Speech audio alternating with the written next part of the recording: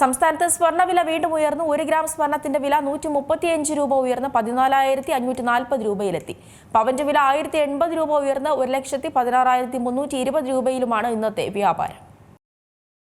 സംസ്ഥാനത്ത് സ്വർണ്ണവിലയിൽ വീണ്ടും വൻ വർധനവ്. പവന് 1,080 രൂപ കൂടി 1,16,320 രൂപയും ഗ്രാമിന് 135 രൂപ ഉയർന്ന് 14,540 രൂപയുമായി. ഇന്നലെ 2 തവണയാണ് സ്വർണ്ണ നിരക്കിൽ മാറ്റം രേഖപ്പെടുത്തിയത്.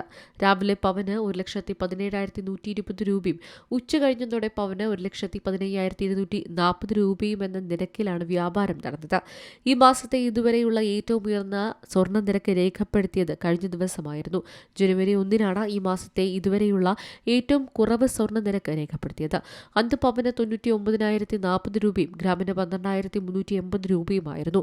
അമേരിക്കൻ പ്രസിഡന്റ് ഡൊണാൾഡ് ട്രംപും നാറ്റോയുമായുള്ള അഭിപ്രായ ഭിന്നതകൾ രൂക്ഷമായി തുടരുന്നതിനാൽ ആഗോള വിപണികൾ കടുത്ത സമ്മർദ്ദത്തിലായിരിക്കുകയാണ്.